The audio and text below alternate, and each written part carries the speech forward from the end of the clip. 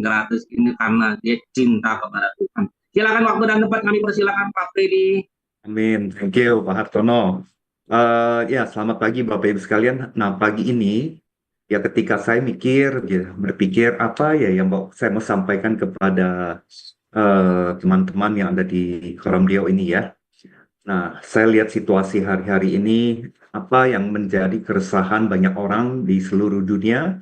Ya, Bapak Ibu sekalian, nah muncullah eh, satu perkataan, satu topik yang saya nggak tahu Anda pernah dengar apa enggak, tetapi kalaupun Bapak Ibu pernah dengar, mungkin ini sebagai mengingatkan kembali ya.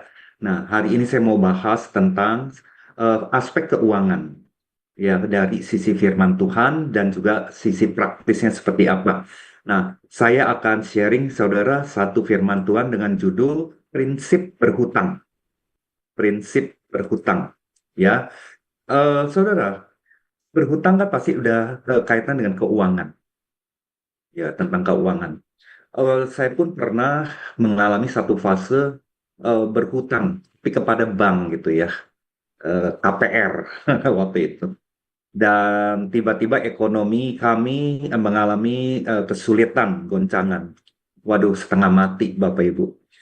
Yang menjadi beban psikologisnya adalah kita jadi punya beban mental.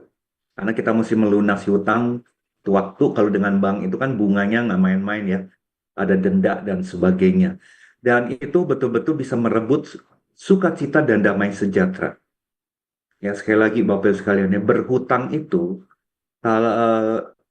itu akan merebut sukacita dan damai sejahtera. Ya karena kita punya sebuah beban yang kita melekat gitu loh Bapak Ibu sekalian. Ya pinjamnya gampang, bayarnya yang setengah mati. Nah kita belajar apa yang firman Tuhan mengingatkan kita tentang berhutang ini.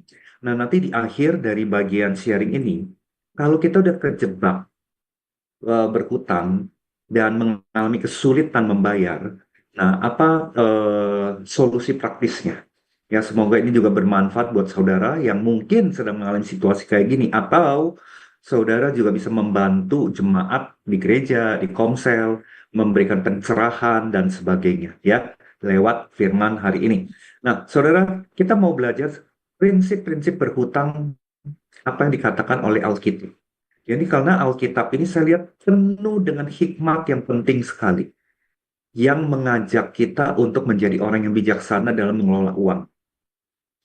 Nah, Bapak Ibu, yang pertama, prinsip berhutang yang pertama adalah jangan memiliki kebiasaan berhutang.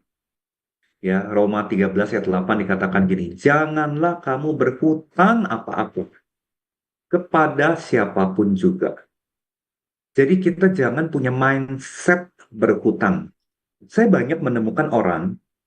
Ya, saya nggak bicara hanya konteks di orang gereja aja atau orang Kristen, bahkan nih orang sekuler juga banyak sekali. Ketika sulit di dalam keuangan, misalnya Bapak Ibu ya, gajinya kurang, pengeluarannya lebih besar, income-nya mengecil ya karena misalnya berusaha gitu ya, tapi pengeluarannya nggak bisa dikurangin. Nah, biasanya orang cara berpikirnya langsung, twing, ngutang ke siapa ya? Jadi langsung Bapak Ibu otaknya udah berpikir hutangnya ke siapa ya? Nah harusnya bagaimana? Harusnya kita minta hikmat dari Tuhan, kita berdoa kepada Tuhan. Tuhan bagaimana caranya kami bisa mendapatkan income yang lebih besar untuk menutupi kebutuhan sehari-hari. Ya jadi bukan larinya ke hutang, tapi perbesar kapasitas kita, kemampuan kita mencari nafkah. Salah satunya dengan cara apa? Belajar.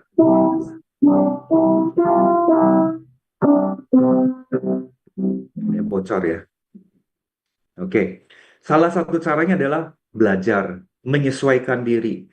Ya, sekarang Bapak Ibu banyak banyak sekali profesi-profesi baru yang muncul akibat perubahan teknologi. Dan efeknya banyak profesi pekerjaan bidang usaha yang turun, merosot karena kehilangan momentumnya udah lewat. karena perubahan teknologi. Ya, Bapak Ibu sekalian, nih contoh aja ya, yang jualan, yang pedagang, kalau Anda tidak belajar bagaimana caranya Anda memasarkan secara online, Anda tidak belajar bagaimana menjadi afiliator, ya, misalnya, Anda tidak belajar bagaimana menjadi reseller di online, maka cara dagang kita yang konvensional, cara yang lama, itu akan tergerus. Nah, ketika ngalamin seperti kayak begini, otak kita jangan berpikirnya ngutangnya ke siapa ya. Otak kita harusnya berpikir adalah gimana caranya saya bisa memulihkan income saya. Minta hikmat Tuhan, berdoa. Nggak cukup minta hikmat dan berdoa, tapi berusaha, belajar, menyesuaikan diri, beradaptasi dengan perkembangan di dunia ini. Ya, kalau Anda mengikuti perkembangan teknologi dan dunia usaha di marketplace, ya karena saya punya profesi adalah di marketplace, Bapak Ibu mengerikan loh, perubahannya tuh mengerikan banget, brutal Bapak Ibu. Ya, ini saya bukan untuk menakut-nakuti, tapi ini untuk mengingatkan kepada kita, buat Anda yang bekerja di perusahaan sebagai profesional, buat Anda yang berusaha sendiri, entah itu mulai buka warung, saudara jualan kue, catering, segala macam, Bapak Ibu sekalian, ayo belajar, bangkit. Ya, jangan menggunakan cara-cara yang 5 tahun, 10 tahun lalu yang kita pakai. Kita selalu harus belajar ya dengan perkembangan zaman. Kalau nggak tahu cara belajar gimana, tanya. Ya, saudara puji Tuhan ada dalam komunitas. Ayo bertanya, konsultasi, minta pandangan dari orang lain. Jadi otaknya bukan lari berhutang. Ya, maka firman Tuhan mengatakan, janganlah kamu berhutang apa-apa kepada siapapun juga. Jadi jangan jadikan ini sebuah habit. Jadi penting sekali yang pertama ini. Saudara setuju nggak poin nomor satu ini? Ya, bahwa Bapak Ibu sekalian, ini mulai dari sini dulu, mindsetnya dulu. Kalau saudara setuju, ketik di chat dong. Ya, karena kalau dasarnya kalau ini kita punya, maka perilaku kita akan sangat berbeda. Ya, cara berpikir, cara mengelola keuangan kita akan berbeda. Cara kita mengelola defisitnya kita akan berbeda. Ya, dan kalau Bapak Ibu sekalian, kita memiliki mindset seperti ini, maka kita akan, Bapak Ibu, nggak mudah dicuri damai sejahtera kita. Kita nggak gampang sukacita kita ambruk. Ya, jadi penting banget poin yang pertama ini. Ya, saudara setuju ya? Nah, banyak yang udah tulis ketik setuju nih ya. Nah, kemudian yang kedua, prinsip berhutang yang kedua. Yang berhutang akan menjadi budak yang menghutangi. Nah, ini dia. Yang nomor satu, kalau kita berhutang, efeknya adalah nomor dua. Yang berutang menjadi budak, menjadi buta dulu. Ya, orang kaya menguasai orang miskin. Orang yang berhutang menjadi budak dari yang menghutangi. Ini di Amsal 22 ayat 7. Jadi ya Bapak Ibu, kebiasaan berhutang ini ternyata sudah ada ribuan tahun yang lalu.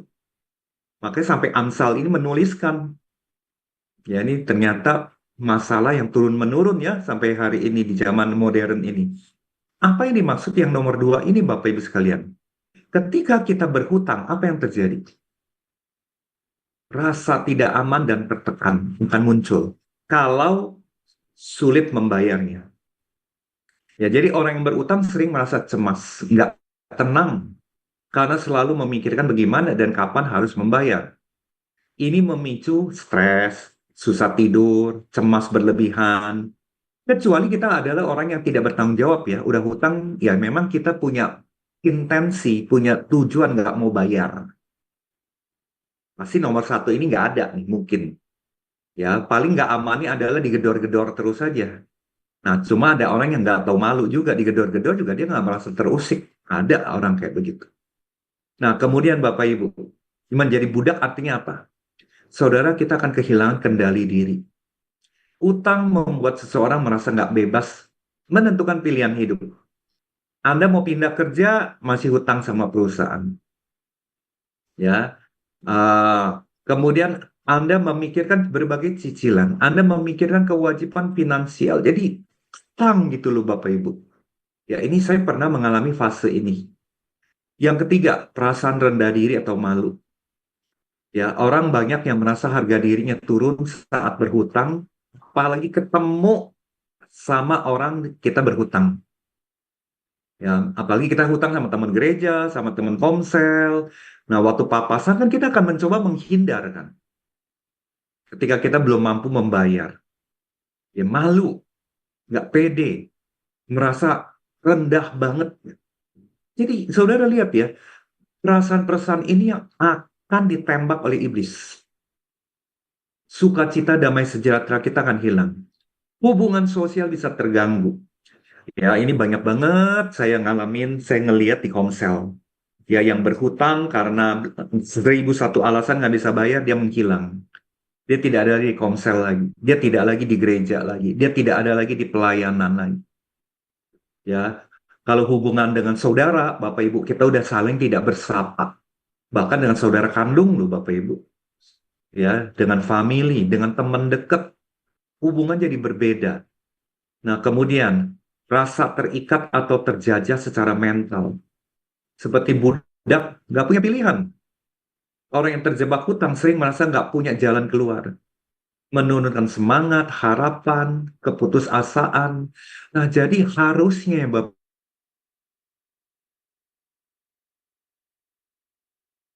cara bayar hutangnya, kalau kita udah berhutang, tapi alihkan pikiran kita dan bagaimana kita bisa memulihkan income kita. Kita harus berpikir bagaimana Tuhan, aku mesti bagaimana cara aku berusaha, cara aku kerja, cara aku mencari uang. Ini perubahan zaman udah gila-gilaan nih, teknologi udah gila-gilaan nih berkembang. Jadi kita nggak boleh males. Penyakit yang paling besar kita nggak mau belajar hal yang baru, kita males Bapak Ibu. Kita lebih prefer shortcut, jalur cepat, yaitu apa Bapak Ibu? Hutang. Nah, ini yang membuat kita nggak benar. Ya, ini yang membuat kita salah sekali. Nah, kemudian yang tiga, jangan menanggung hutang orang lain. Prinsip dari Alkitab. Wah, ini luar biasa ya Bapak Ibu. Ini kita berusaha baik sama orang lain, kita mau nolong orang lain, tapi kita yang terjeblos di lubang. Yang nomor tiga menurut Bapak Ibu banyak nggak yang saudara kenal? Mungkin ada nggak, bukan banyak kali ya. Saudara ada nggak pernah kenal atau saudara ngalamin kayak begini? Coba ketik lagi di chat. Saya mau tahu ya, banyak nggak ini? Tapi menurut saya banyak loh. Karena kita belas kasihan. Kita kasihan sama orang lain. Kita menjadi penanggung hutang. Amsal 22:26 dikatakan, janganlah engkau menjadi penanggung utang orang lain. Nah, kenapa begitu Bapak Ibu? Amsal dan ingetin kita, ada 4 hal yang kita perlu waspadai. Yang pertama, resiko finansial yang tinggi. Ketika kita jadi penanggung penjamin utang orang lain, kita ikut bertanggung jawab atas kewajiban mereka. Jika mereka gagal membayar, kita yang harus menanggung beban mereka. Padahal bukan kita yang menikmati manfaatnya. Dan ini akan mengganggu kestabilan keuangan keluarga kita. Nanti saya cerita ya tentang satu kasus yang saya lihat sendiri orang ini. Lalu yang kedua, beban psikologis menyebabkan stres yang menjadi penanggung. Cemas, tekanan mental kalau yang berhutang nggak bisa bayar. Nah, ini juga akan potensi konflik relasi, hubungan. Ya, dan ini juga akan munculkan masalah emosional. Karena tadinya kasihan, merasa nggak enak, mau menolong, tapi kita yang kejeblos. Jadi saudara ada satu orang pada waktu COVID, kakak-kakaknya itu ada yang meninggal. Kakak iparnya, perempuan ya, punya anak-anak yang masih sekolah, kebingungan cari uang dari mana. Akhirnya mereka, ini si orang ini katakan si A ini menjadi penanggung, berhutang ya kepada pinjol.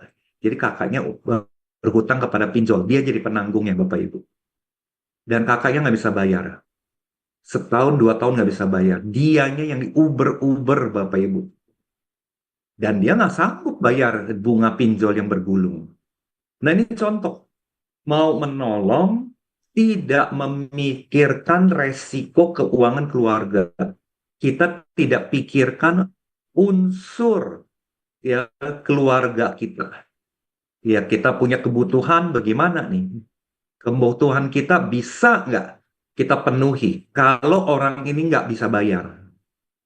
Kita mesti mikirnya sampai kayak begitu kalau kita menjadi penjamin. Ya. Kemudian yang ketiga, prinsip hutang yang keempat maksud saya. Yang meminjam berkomitmen mutlak harus bayar. Nah, ini prinsip yang sangat penting. Ya, Roma 13 ayat 7, bayarlah kepada semua orang apa yang harus kamu bayar. Bahkan yang Bapak Ibu minjem barang pun kita mesti bertanggung jawab. Ya, bahkan Bapak Ibu ketika Anda minjem piring aja misalnya ya, kalau kita Komsel kan ada makan gitu ya, makan makan. Ya, kemudian ada kelebihan makanan kan seringkali tuan rumah bilang, udah ada bawa bawa bawa bagi-bagi bagi. Terus ini pinjem piringnya ya, pinjemin piringnya. Minggu depan piringnya nggak dibalikin. Saya pada waktu awal tahun 2000-an, saya dengan istri sangat semangat bikin Komsel Bapak Ibu. Ya, masih semangat 45. Saya dengan istri pergi ke Mangga 2 Mall. Kita beli 40 set mangkok, 40 set sendok dan garpu, 40 set piring. Dan Anda tahu 2 tahun kemudian dari 40 set itu tinggal sisa paling 15 set. Ya, kita sih yang ngerti lah itu juga nggak seberapa ya Bapak Ibu ya. Tapi ini kan bukan masalah rupiahnya, tapi masalah attitude. Kita punya perilaku, cara berpikir, hutang apapun, termasuk barang sekecil apapun, yang namanya pinjam harus kembalikan. Nah, ini juga contoh nih, contoh ya Bapak Ibu di gereja misalnya, habis ibadah misalnya ada kantin atau jual makanan, mau beli makanan buat anak segala macam, kurang duit. Misalnya kurang duitnya dikit aja, cuma 20.000 misalnya, 20.000. Pinjam sama temen, perlu dibayar nggak Bapak Ibu? Coba ketik di chat. Ya, walaupun cuma 20.000. Gue ngutang ya. Minggu depan gue ketemu gue bayar. Perlu bayar nggak? Kecil loh Bapak Ibu nilainya 20.000. Apa sih artinya 20.000 ya? Nah, Bapak Ibu sekalian, jadi jawabnya perlu ya. Nah, perlu. Harus Bapak Ibu. Perlu. Ini kita menunjukkan attitude kita. Nah, tapi ada orang juga begini. Utang 20.000 pasti dibayar. Utang 100.000 dibayar. 1 juta dibayar. Giliran utang 10 juta dia kabur. Ada juga kayak begitu Bapak Ibu sekalian. Ya. Nah, jadi hati-hati. Prinsip ini kita perlu perhatikan. Amsal 3 ayat 27 dikatakan, bayarlah. Jangan menahan apa yang patut. Kalau ada kuasa tanganmu untuk melakukannya. Ada orang yang sebetulnya mampu bayar hutang kepada teman, saudara, segala macam. Karena dia ada keperluan lain. Dia habiskan kepada kebutuhan yang lain. Hutangnya nggak dibayar. Itu lebih parah lagi. Ya, pinjam payung juga harus bayar. Harus kembalikan. Ya, betul banget. Kebanyakan alasannya lupa. Bapak Ibu sekalian, saya percayalah kalau kita minjem sesuatu nggak mungkin kita lupa. Nggak mungkin. Karena di hati kecil kita ada beban gitu loh. Saya pakai barangnya orang. Ya, ini prinsip yang keempat. Prinsip yang kelima, pahamilah resiko hutang. Amsal 22 ayat 3 dikatakan, orang cerdik melihat malapetaka datang dan bersembunyi. Tetapi orang bebal maju saja dan celaka. Udah tahu berhutang itu ada resiko. Kalau orang cerdik, dia melihat resikonya itu. Dan dia tidak mau melawan resiko itu. Tapi orang bebal maju. Hutangnya nggak ke satu orang lagi. Hutangnya ke lebih dari satu orang. Nah, ini kan cari penyakit. Ini mosecho, chinsecho ya. Yang ngerti bahasa Perancis, Anda ngerti maksud saya. Ya, miu sizuo, cao sizuo. Ya, ini nggak ada kerjaan, cari kerjaan Bapak Ibu. Gali lubang sendiri. Nah, banyak sekali orang yang berhutang nggak merasa Bapak Ibu bahwa pinjaman-pinjaman yang ditawarkan sekarang terutama lewat sosial media lewat handphone itu gampang sekali didapat. Yang paling paling bahaya sekarang pinjol ya, bunga tinggi, denda nggak terbatas, dia bisa curi data pribadi. Saudara akan mengalami teror dan intimidasi. Ini sudah terlalu banyak yang saya dengar. Teror, diintimidasi, stres berat loh Bapak Ibu. Stres berat loh. Ya. Nah, jadi ini adalah contoh-contoh informasi begitu jahatnya pinjaman online. Dan Bapak Ibu ini yang celaka ya. Ada beberapa orang jemaat pinjam online itu karena dia ikutan kripto. Dia ikutan kripto, kripto itu sangat beresiko kalau Anda tidak paham banget, atau ikutan forex kalau Anda tidak ngerti banget, atau ikutan judi online ternyata kalah, bingung, gelap mata karena mau cepat dapat uang, quick money, easy money. Akhirnya Bapak Ibu, buntut-buntutnya apa? Berhutang. Jadi yang dimaksud uang itu adalah akar segala kejahatan ketika tidak dikelola dengan bijaksana. Ya, firman Tuhan sudah mengingatkan hal ini ya dari ribuan tahun yang lalu. Nah, Bapak Ibu sekalian, Anda lihat ya kalau data tentang pinjol, perputaran pinjol Indonesia itu capai sampai 50 triliun. Ini provinsi yang kalahkan angka Jakarta. Luar biasa ya Bapak Ibu. Ya. Nah, Saudara, Saudara kalau misalnya sekarang dalam kondisi uang yang sangat sulit, sekali lagi jangan sekali-sekali masuk ke pinjol. Jangan sekali-sekali masuk ke sini Bapak Ibu. Ini akan membuka persoalan yang lebih mengerikan dalam hidup kita. Ya semoga sharing firman pagi ini mengingatkan kita semua. Nah, prinsip berhutang yang keenam. Ya, kalaupun kita mau berhutang, harus hati-hati. Ya, Bapak Ibu sekali lagi saya bacakan Amsal 22, 26, 27. Janganlah engkau menjadi penanggung utang orang lain. Dan janganlah engkau berhutang dalam jumlah terlalu banyak. Jika engkau tidak mempunyai sesuatu untuk membayar, mengapa engkau mau diambil tempat tidurmu daripada bawahmu? Artinya Bapak Ibu, berhutang itu boleh dalam kondisi yang sangat tertentu. Ya, term and condition apply. Contoh, saudara berhutang membeli rumah untuk saudara pakai. Saudara pakai KPR. Nah, cicilan bulanannya saudara mesti hitung-hitung dulu. Karena saudara juga masih punya pengeluaran yang lain. Jangan terlalu ambisi, ya mau dapat rumah yang lebih besar, lebih mahal, kalau cicilan hutangnya beresiko. Saudara, pertanyaannya, ketika saudara punya income terganggu, saudara punya cadangan dana nggak untuk bayar KPR? Saya pernah sharing dalam beberapa waktu yang lalu, saudara bisa dapatkan videonya tentang bagaimana mengelola keuangan. Kita perlu ada dana cadangan. Dana cadangan kita paling aman itu kalau punya dana cadangan untuk 24 bulan hidup, 2 tahun. Jadi ketika kita mengalami krisis penghasilan, kita ada nggak P3K-nya?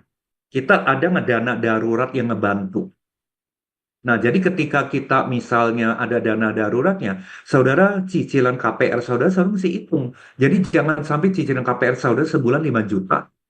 Income saudara misalnya 10 juta. Berarti KPR-nya saudara 50% loh. Suatu saat saudara misalnya di PHK, kehilangan pekerjaan. Atau saudara berusaha rata-rata income saudara 10 juta, terganggu. Penghasilan dari usaha saudara tinggal 7,5 juta. Bapak Ibu mesti bayar KPR 5 juta. Apa nggak stres berat tuh? Jadi sekali lagi berhutang boleh hitung-hitungan dulu kemampuan membayarnya itu seperti apa. Kemampuan membayarnya gitu. Ya. Kemudian hutang berusaha, hutang dagang ya, ini hutang dagang. Itu juga mesti hitung-hitungan. Prospek bisnisnya dan sebagainya, banyak sekali aspek yang kita perlu perhatikan. Ya, kebetulan latar belakang saya adalah finance accounting, saya kuliahnya. Jadi saya sangat memahami tentang neraca ya dan laporan rugi laba itu kita perlu lihat. Sanggup nggak kita bayar? Jangan over ambisi. Ya, banyak sekali perusahaan raksasa itu bangkrut. Bahkan Del Monte, perusahaan yang udah 100 tahun usianya, Bapak Ibu, itu juga tutup bangkrut Bapak Ibu karena kejebak hutang. Salah perhitungan. Jadi ada prinsip berhutang yang harus berhati-hati, ya. Nah, bagaimana cara berhutang dengan cara yang salah? Ya, saudara, ini yang saudara perlu hindari supaya tidak menjadi beban moralnya kita sekeluarga malah. Ya, Bapak Ibu, jangan kita berhutang karena untuk kita gaya hidup mewah. Beli mobil, Alphard, ya untuk gaya-gayaan, ngutang, ya di luar kemampuan. Ya kalau kita punya dana yang sangat cukup, ya silakan beli Alphard ya. Tapi kalau dananya pas, ya Bapak Ibu, yang penting mobil bisa nyala, ada AC, nggak mogok, udah cukup kan sebetulnya ya Bapak Ibu ya. Kecuali kita memamerkan gengsi. Yang kedua, hidup yang bergantung selalu pada hutang demi hutang demi hutang. Jadi kita udah punya kebiasaan berhutang. Nah ini caranya salah banget. Kemudian Bapak Ibu, karena punya kebiasaan judi. Berhutang karena judi. Wow. Atau spekulasi. Main saham, forex, kripto, tapi kita nggak paham. Kita main masukin aja uang. Akibatnya apa? Beresiko tinggi. Ya main saham bukannya nggak boleh, tapi kita mesti belajar caranya yang benar bagaimana. Lalu Bapak Ibu sekalian, mengejar materialisme. Wah, ini juga banyak banget. Ya, ada handphone Samsung. Saya baru ngelihat handphone Samsung yang bisa dilipat S7 atau berapa gitu ya, saya lupa serinya. Harganya 35 juta. Ada orang yang Bapak Ibu penghasilannya pas-pasan karena hobi handphone, smartphone, ganti. Padahal handphonenya dia baru dipakai 1 tahun lebih. HP saya pakai 7 tahun, baru saya ganti Bapak Ibu. Untung aja saya bukan tipikal pengejar barang-barang teknologi. Bagi saya selama itu nggak mogok, nggak macet, nggak hang melulu, masih bisa dipakai, saya tidak akan ganti dengan versi baru. Ya, Fold 7, betul sekali. Tapi ada teman saya, setiap kali ada seri baru, pasti dia beli. Yang lama baru pakai setengah tahun, setahun dia ganti. Sekali lagi, kalau duitnya ada, silakan ya. Kalau duitnya ada, Bapak Ibu dan cukup. Bukan lewat cicilan, bukan lewat hutang. Kemudian, ya cara berhutang yang salah, tidak mampu bayar kembali. Udah hitung itu nggak mungkin bisa nih, tapi kita punya maksud yang jahat. Kita pinjem, memang maksudnya udah nggak balikin dari awal. Jadi inti ngebohongin orang. Ada orang kayak gitu? Ada. Ya, saya dengan istri juga membantu orang-orang dekat kita berhutang. Kita udah tahu nih, dia bakalan nggak bisa bayar. Ya, udah pasti deh kita tahu nih. Ya kita kasihlah, tapi kita nggak berharap nagih lagi. Kita kasih aja. Karena kalau saya berharap untuk menagih, dia nggak bayar, saya yang stres. Kita ngalamin beberapa kali dengan family ya, Bapak Ibu terutama ya. Kemudian, berhutang kepada teman dan keluarga. Sehingga hubungannya rusak. Ya, hubungannya rusak Bapak Ibu. Ya, berhutang dengan suku bunga tinggi, cara hutang yang salah, yakni dengan pinjol misalnya. Ya, tidak perhatikan, mempertimbangkan faktor keamanan keluarga, keuangan keluarga. Nah, ini juga tadi saya udah jelasin. Misalnya saudara jadi penanggung, ya, saudara kan masih punya anak, saudara masih punya kebutuhan sehari-hari, ya. Kita ngitung nggak resikonya, ya? Resikonya kita ngitung nggak? Atau kita misalnya berhutang karena kita mau beli ini, beli itu, yang sifatnya material ya, Bapak Ibu. Ketika kita nggak bisa bayar, kita mikirin nggak anak-anak kita? Makanya kalau hidupnya kita udah konsumtif ya Bapak Ibu, yang kasihan tuh anak-anak loh, sampai ada orang yang nggak bisa menyekolahkan anak-anaknya karena salah ambil keputusan untuk berhutang.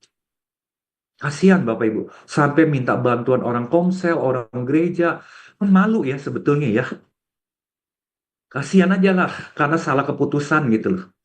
Yang kesembilan, mengabaikan kewajiban moral. Berhutang dengan niat tidak memberi, tidak membayar.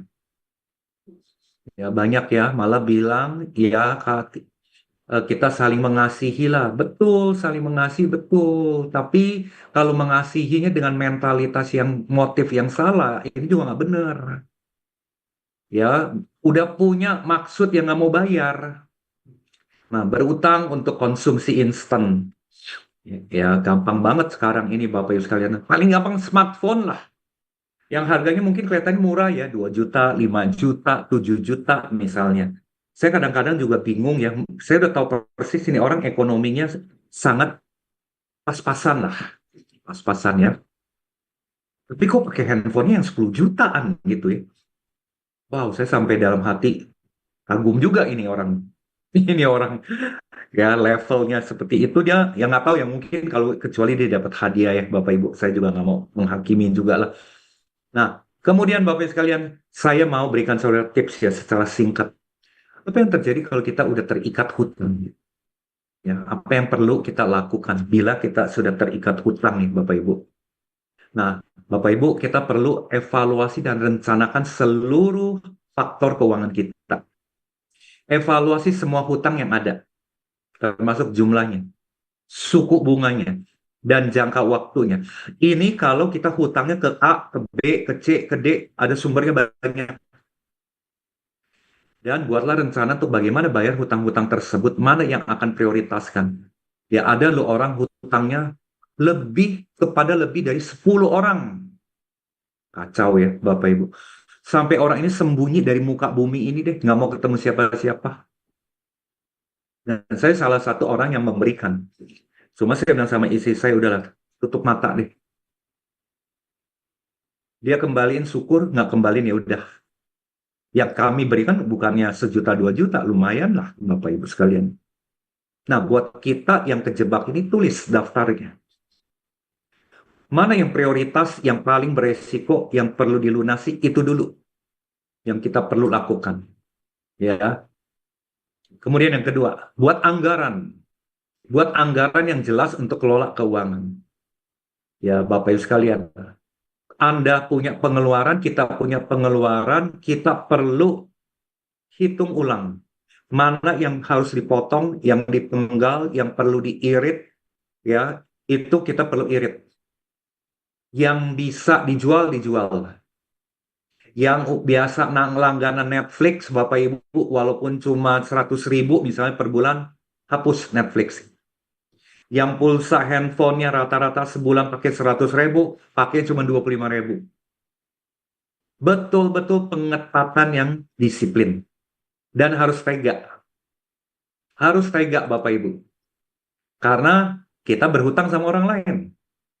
Ya, kurangi berbagai pengeluaran-pengeluaran yang nggak penting. Kalau perlu vegetarian, makan dagingnya sebulan sekali. Ini kalau ekstrim ya, Bapak Ibu ya. Malah sehat kali ya, vegetarian. Proteinnya ngambil dari sumber yang lain. Dari susu kacang kedelai misalnya dan sebagainya. Makan daging juga pilih-pilih, jangan beli cunyuk. Mahal cunyuk Bapak Ibu. Harga babi berapa sekilo? Ada yang tahu nggak Ibu-Ibu? Ayam lebih murah.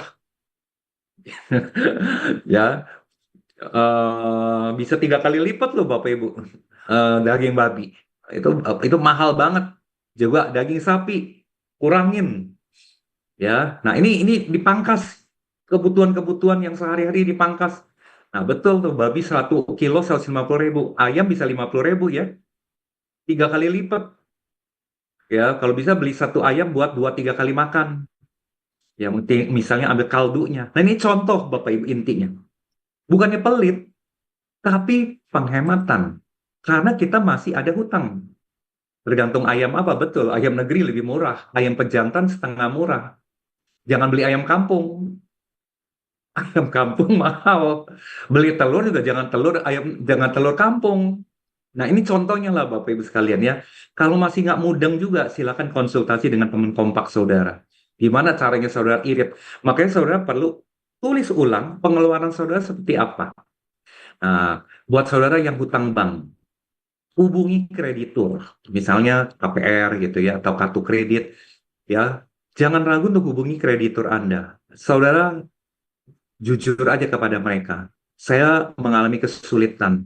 tapi saya punya niat baik, saya mau bayar hutang. Nah, boleh nggak dijadwalkan ulang? Atau boleh nggak minta bunganya dalam sekian waktu, Bapak Ibu sekalian, nggak bayar bunga dulu. Biasanya bank akan memberikan pertimbangan-pertimbangan loh, Bapak Ibu, seperti ini. Ya, kalau teman-teman di sini ada yang marketing bank, mungkin saudara bisa sharing pencerahan gitu ya buat teman-teman. Detailnya, teknisnya gimana? Kalau kita udah kejebak. Nah, konsolidasi hutang kita. Ya, pertimbangkan untuk menggabungkan berbagai hutang Anda ya dengan pinjaman suku bunga yang lebih rendah. Kalau memang nih hutangnya ada beberapa sumber hutang ya, dikumpulin nih hutang yang biaya bunga terlalu tinggi yang mana? Anda alihkan kepada yang lebih rendah. Nah, kemudian Bapak Ibu cari konselor keuangan, cari nasihat, cari arahan. Bapak Ibu jangan diem-diem. Anda cari orang yang ngerti tentang keuangan atau cari kakak rohani, ya, bapak rohani saudara. Saudara jangan diam-diam loh. Ingat loh Bapak Ibu, ini bukan masalah saya malu dong kalau cerita. Saudara perlu menyelamatkan keluarga Anda. Ya, jangan masuk ke lubang yang lebih dalam. Nah, selanjutnya tetap tenang dan positif. Tenang di sini bukan nggak tenang nggak tahu malu, ada hutang diam-diam aja nggak merasa bersalah. Bukan gitu maksudnya. Ya, saudara tetap fokus pada Tuhan, tapi bertanggung jawab ya, bukan hanya berserah kepada Tuhan ya. Ini juga ada kesalahan kaprah ya di kalangan orang Kristen. Berserah aja deh, pokoknya gua nggak bayar. Tuhan yang tahu segalanya, Tuhan akan pelihara saya. Ya, itu mah pakai ayat firmannya cuma separoh. Ya, mengutip firmannya cuma separoh itu Bapak Ibu sekalian. Kita tetap mesti ada tanggung jawab, bayar. Ya, intinya artinya Anda secara hati dan pikiran tenang di dalam Tuhan, supaya saudara bisa menemukan cara-cara jalan keluar, cari income yang baru, dan melunasi hutang yang ada, dan menghidupi keluarga yang ada. Ya, dan jangan menambah hutang baru. Gali lubang, tutup lubang, gali lubang, tutup lubang. Saudara akan semakin tertekan. Iblis seneng banget yang kayak begini nih. Ya, cari sumber penghasilan tambahan. Pertimbangkan solusi hukum kalau memang udah gede banget. Ya, ini nomor 10 ini aspeknya kalau udah masuk ke korporasi dan sebagainya. Nah, saudara saya akan akhiri sampai di sini. Nanti kita lebih tanya jawab aja ya selama 10 menit. Nah, jadi intinya Bapak Ibu sekalian, firman Tuhan sudah mengingatkan kita. Uang ini bermanfaat, tapi uang ini akan menjadi iblis, eh, menjadi apa namanya, penghancur hidup kita kalau kita tidak kelola dengan baik. Termasuk sekali lagi, jangan punya mentalitas berhutang. Hidup dengan apa yang ada. Tetapi ya, saya mau bilang sama terutama kalangan orang Kristen. Sekali lagi, karena ini pakai ayatnya cuma separuh. Bukan hanya bersyukur. Bersyukur sangat penting. Tapi kita perlu bertindak. Kita perlu belajar. Kita perlu beradaptasi. Untuk apa? Mencari sumber penghasilan tambahan. Ya, bukan pasrah diri, do nothing, hanya berdoa. Berdoa sangat penting, ya, mencari hikmat Tuhan sangat penting, tapi ini baru koma. Kita perlu berusaha. Ya, di dalam Timotius bilang orang yang males, ya, dia apa namanya? Kalau nggak mau cari uang, jangan makan, dibilang. Wah, itu ayat tuh nyelekit banget tuh, tajam banget. Dalam Amsal kita juga belajar, belajar sama semut. Ya, nggak males, mereka rajin menabung. Ya, jadi Bapak Ibu sekalian bersyukur harus, berdoa harus, berserah kepada Tuhan harus, ya, minta pimpinan Tuhan wajib, belajar berjalan bersama Kristus wajib, tapi ada satu sisi lain. Yuk, belajar bagaimana cara kita bekerja, cara-cara kita berusaha. Kita jangan pasrah, ya, karena zaman perubahannya ini sangat pesat. Ini gara-gara penemuan teknologi, apalagi dengan AI, Bapak Ibu sekali lagi ya, akan semakin sempit ruang berusaha yang lama-lama. Ruang usaha peluang yang baru itu bermunculan sekarang ini. Maka jangan kaget Bapak Ibu, anak usia 22 tahun jadi afiliator di TikTok, itu bisa punya penghasilan miliaran rupiah. Nah, itu contoh sumber penghasilan yang baru. Cara yang lama sudah berlalu, yang baru sudah datang. Kalau sedikit nyontek ya, ayat di dalam Kisah Para Rasul itu. Jadi kita perlu sadar, kita perlu bertanggung jawab secara finansial buat diri kita dan keluarga kita. Ya, ketika kita punya beban berhutang sama orang lain, kita lagi memberikan beban itu kepada istri dan anak-anak kita, bukan hanya kita aja. Nah, makanya firman Tuhan hari ini, nggak tahu ya Bapak Ibu, dorongan saya cukup kuat ya untuk menyampaikan hal ini kepada teman-teman. Hati-hatilah ya, apalagi saat-saat ini secara ekonomi juga banyak tantangan. Mana ada sih Bapak Ibu ya, tahun berapa sih yang ekonomi nggak ada tantangan? Betul nggak Bapak Ibu? Selalu kan ekonomi itu selalu ngomong tahun ini ekonomi kita semakin berat. Kayaknya ngomongan itu 20 tahun lalu juga begitu. Jadi artinya secara ekonomi selalu ada tantangan. Nah, kitanya yang perlu siap-siap ya. Oke, semoga sharing firman hari ini memberikan saudara, mengingatkan saudara tentang cara-cara kita mengelola uang dengan bijak ya. Saya kembalikan kepada host.